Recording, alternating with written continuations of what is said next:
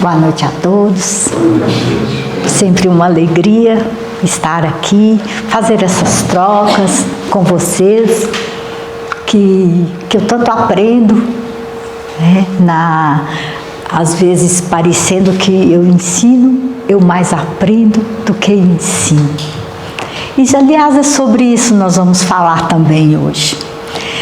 Há alguns dias eu trouxe algumas reflexões sobre a reencarnação e então a gente falava sobre o que era a reencarnação, que é um dos princípios doutrinários, fundamento da doutrina espírita, e a gente viu, dentro do nosso possível, uma definição, os meios do processo reencarnatório, mas ficou a pergunta: se nós evoluímos no polissistema material e no polissistema espiritual, por que nós precisamos reencarnar? Não poderíamos fazer isso só como espíritos no polissistema espiritual? Na tentativa de elucidar isso, de alguma forma, eu trouxe algumas reflexões para todos nós. Lembrando que essas palestras têm sido gravadas, sabe? E na maioria delas, elas estão disponíveis, então se não puderam ver, elas estão disponíveis nas redes sociais, no YouTube, no Instagram. Marco é sempre muito caprichoso para fazer isso, para tirar algumas mensagens pontuais, tá? Curtam lá.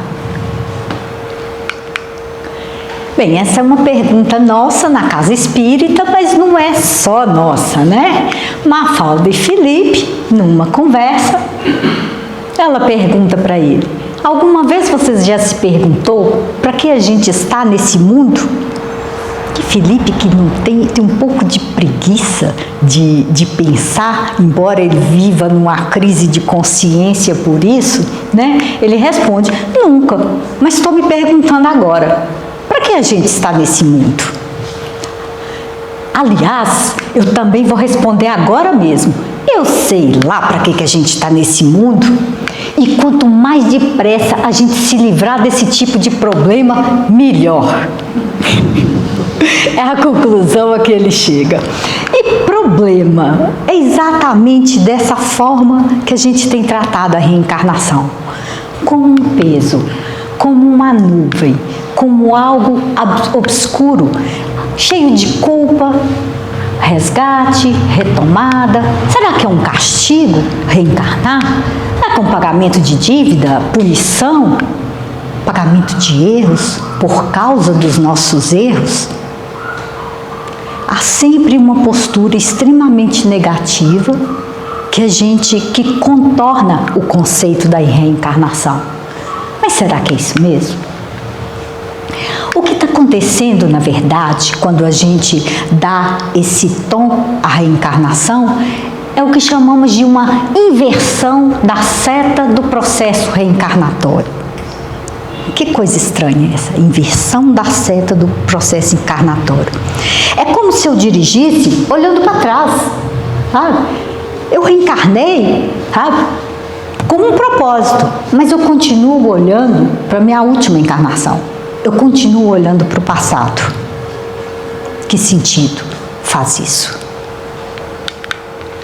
Quando, na verdade, nós estamos falando de um espírito que tem uma vida eterna e que o passado para o espírito, no processo reencarnatório, ele é a soma do que foi capaz de aprender e o conhecimento que foi capaz de gerar. Então, como é que eu posso sentir culpa se o meu possível, naquele momento, era aquele? Era o que eu sabia, era o que eu podia. Como é que eu posso me culpar por isso? Hoje, com outro entendimento, com outro conhecimento, certamente eu teria outra postura. Mas isso ficou no passado e esse conhecimento eu trouxe. E no presente, eu sou o conhecimento que eu construí. Somos espíritos encarnados no presente para construirmos um futuro melhor e crescermos. Essa é a direção que nos aponta a seta do processo reencarnatório. Claro que essas responsabilidades, elas estão envolvidas no processo reencarnatório. Crescer e construir é a nossa grande responsabilidade, mas uma responsabilidade no sentido da evolução individual, mas também da evolução no sentido coletivo. Nós temos um compromisso com o coletivo. E quando reencarnamos, nós entramos em alguns conjuntos. Um conjunto social, somos seres sociais, fazemos parte de um conjunto, deste conjunto. Um conjunto cultural, que já tem uma estrutura formada de pensamentos, de fazeres, de saberes.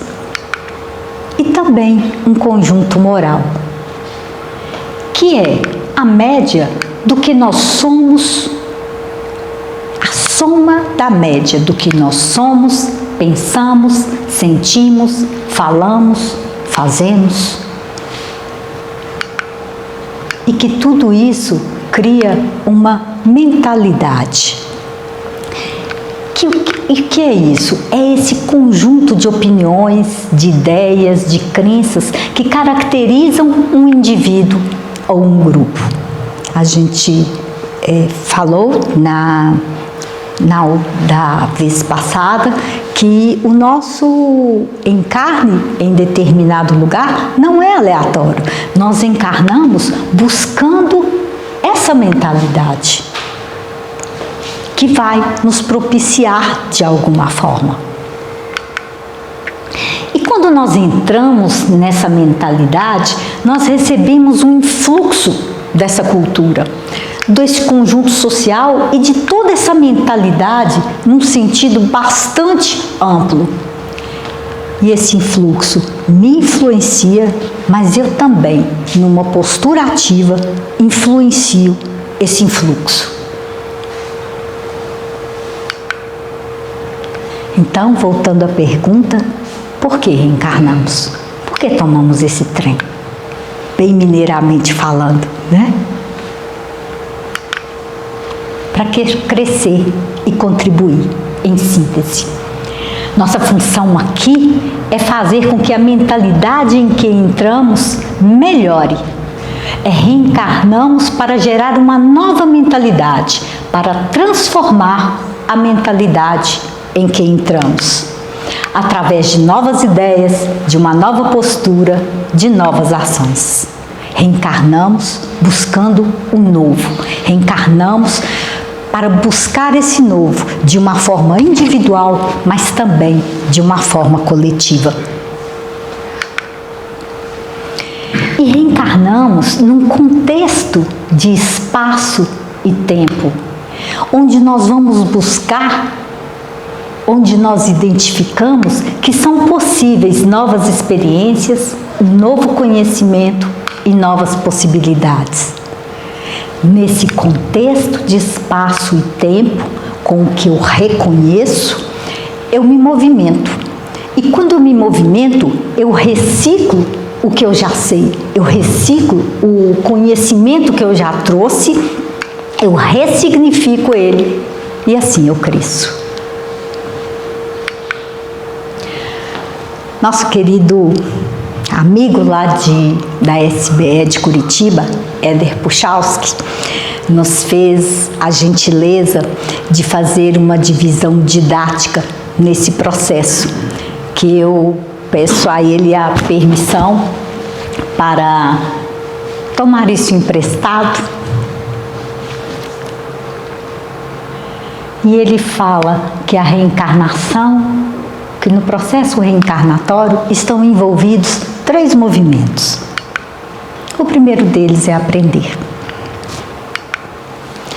Quando nós vivenciamos esse conjunto, nós passamos a ser e a saber mais, a conhecer o que eu não conhecia, a saber o que eu não sabia, a ser o que eu ainda não sou.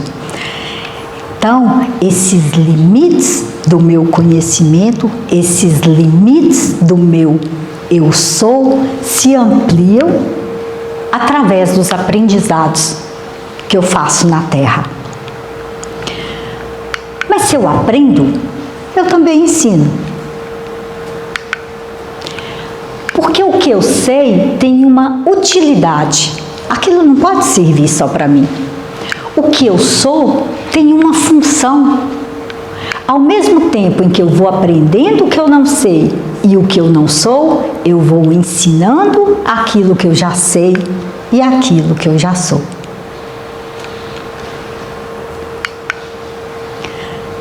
Mas é preciso consolidar esse aprendizado. Esse é o terceiro movimento. É preciso estabelecer raízes do que eu já sei, do que eu já sou. Esse conhecimento que está entre o ser e o não ser precisa ser consolidado, afirmado, fortalecido, efetivado.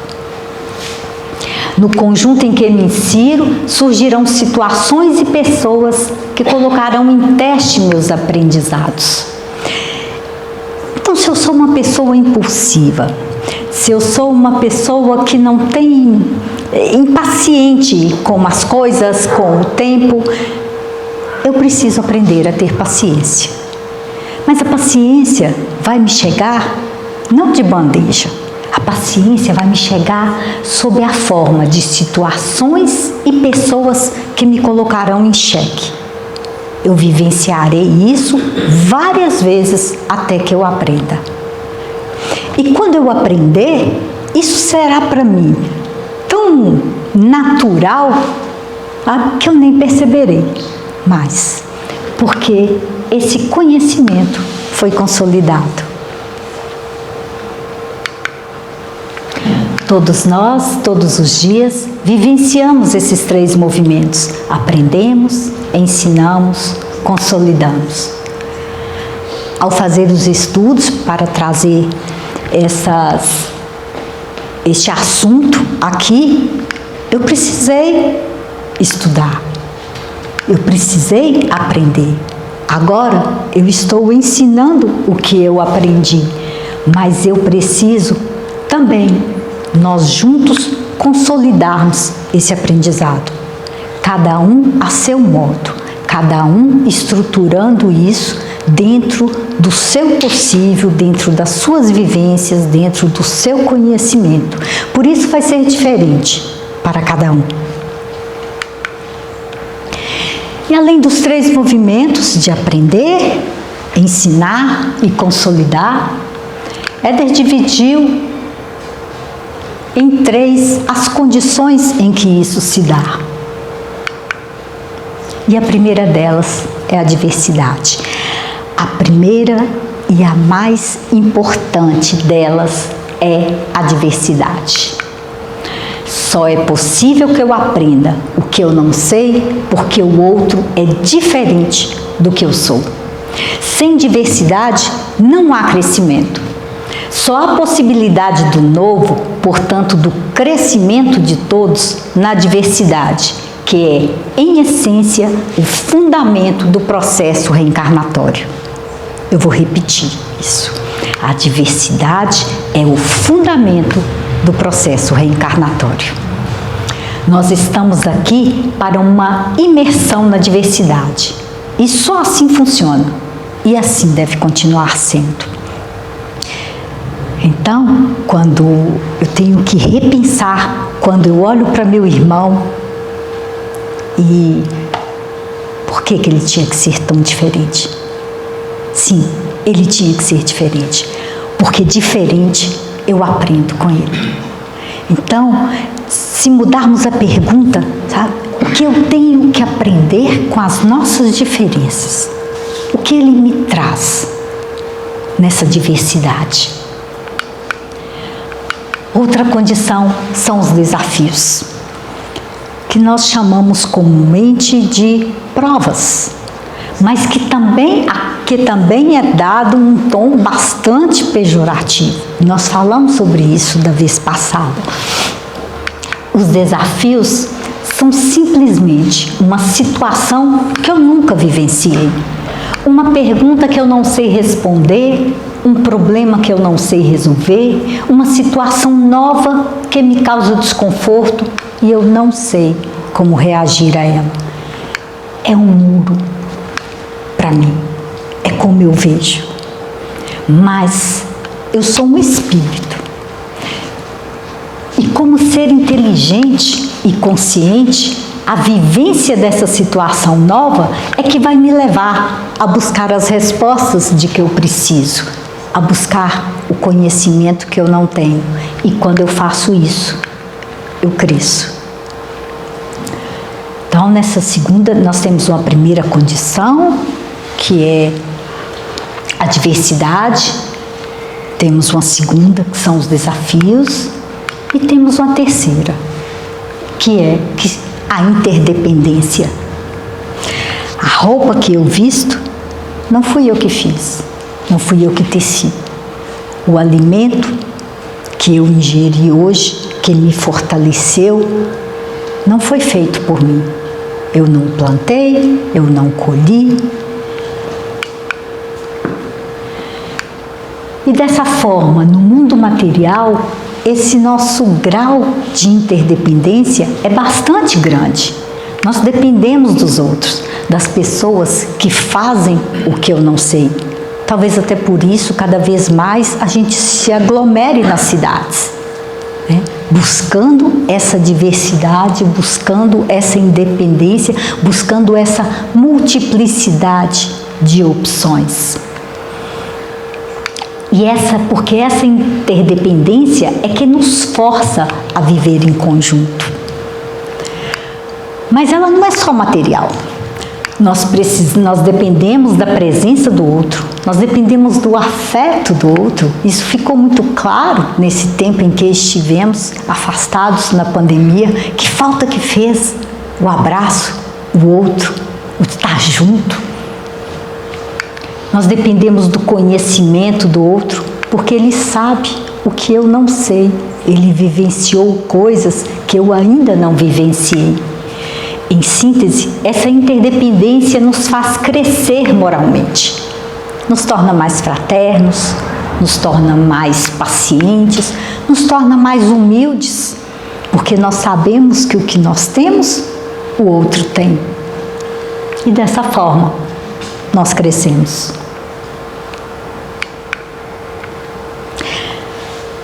Então, vejamos como muda completamente sob essa ótica mais construtiva e evolutiva, ao olharmos de uma forma diferente para a diversidade, para os desafios e para a interdependência, sem todas aquelas nuvens, como clareia a vida para nós, o sentido da vida, o sentido da reencarnação, o sentido de estarmos aqui. Apesar disso, ainda acontecem alguns equívocos de interpretação do processo reencarnatório. E um deles é um revezamento de posições. O que é isso? Hoje eu estou filha de Gildão. Ontem eu fui esposa dele. E amanhã ele vai ser meu filho. Ou vai ser meu marido.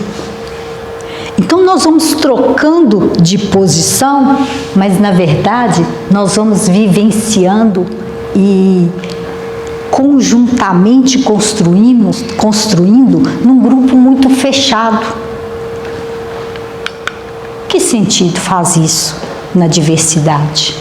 Tá? Isso fere o fundamento da reencarnação, fere a diversidade.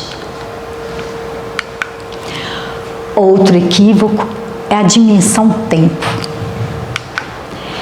É achar que quem desencarnou hoje vai reencarnar como o meu neto daqui a 2 anos, daqui a 5 anos, daqui a 10 anos. Irmão Leocádio nos traz até uma perspectiva sobre isso, que é necessário que o próximo reencarne se dê numa outra mentalidade. Por isso, nós devemos calcular mais ou menos a média de vida na Terra. Digamos que sejam 80 anos.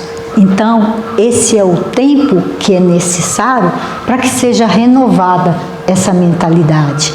Ou seja, quem desencarna hoje vai reencarnar daqui a 80, 100 anos, mais ou menos.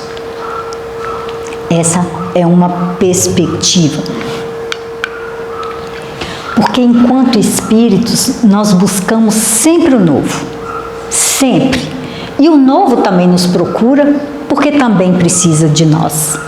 É o processo da diversidade. Se nós precisamos criar uma nova mentalidade, nós precisamos de um outro contexto de espaço-tempo, nós precisamos sempre estar num outro conjunto. E para vivenciarmos isso, nós o fazemos em 3 práticas.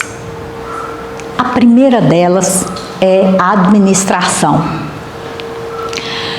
Embora algumas pessoas acreditem que sim, nós não controlamos pessoas. Nós não controlamos o tempo, não controlamos o clima, não controlamos nem sequer os desafios que vamos enfrentar. Nós não controlamos, mas nós podemos administrar. Eu não controlo, mas eu administro. Nós administramos nosso corpo, sabe? Com que eu trato meu corpo, como eu o mantenho. Nós administramos o tempo para sermos mais ou menos produtivos, para diferenciar entre o tempo que eu trabalho, o tempo que eu tenho acesso ao lazer. Isso eu consigo administrar. Nós administramos as nossas relações com as pessoas com quem nós nos relacionamos, como nos relacionamos, nós administramos as divergências, nós administramos o diferente na nossa vida. Sou eu no mundo, agindo, sendo, sempre através do livre-arbítrio. Eu escolho como fazer isso, eu escolho como administrar as coisas que eu não controlo. Uma segunda prática é o desempenho de funções. E nós desempenhamos várias funções na vida, né? A função de pai, a função de mãe, a função de funcionário, a função profissional, várias funções. A função de filha. Mas todas essas funções, sem exceção, elas são provisórias, são temporárias dentro desse tempo que temos aqui, que chamamos de capital de vida. E esse desempenho de funções será tanto mais produtivo quanto mais eu direcioná-lo no sentido de um vetor que me faça crescer, construir e contribuir. Mas quando essa função se volta só para quem a desempenha, ela vai perder o sentido de ser. E aí não há mais por que desempenhá-la. É como um político que é eleito numa função pública para desempenhar um cargo público e que ele traz para si todas as benesses, né, e se esquece do coletivo. Não há sentido para desempenhar essa função. Uma terceira prática é a representação de valores. Nós representamos aquilo que somos, aquilo que fazemos, a forma como fazemos, a postura, a expressão, a fala, o pensamento, em todos os momentos, em todos os lugares, transmitindo uma mensagem, a súmula de nossos valores. E isso aqui é muito pessoal.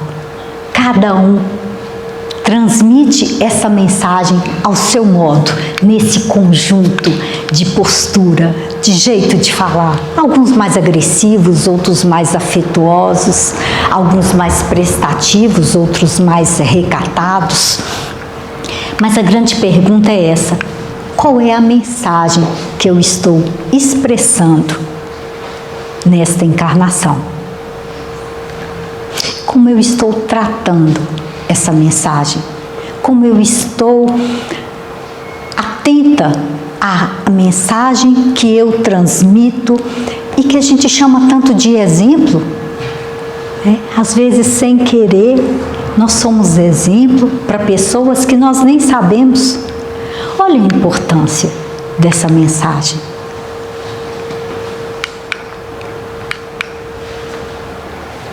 Bem, e se falamos de reencarnação e não é aleatória, nós temos uma missão envolvida nisso aí. E essa missão é um cruzamento entre as nossas capacidades individuais e as necessidades coletivas. Então, a mentalidade em que eu estou inserida tem necessidades. E eu sou uma individualidade, uma singularidade diferente de todos os outros. Portanto, como espírito, eu tenho uma história, um conhecimento construído e algumas capacidades. Claro que também tenho as minhas limitações. E quando eu encarno, essas capacidades e as necessidades se somam. São as minhas capacidades enquanto espírito com as necessidades coletivas. Eu trago a minha contribuição para o coletivo que me abriga e que precisa dessas minhas capacidades.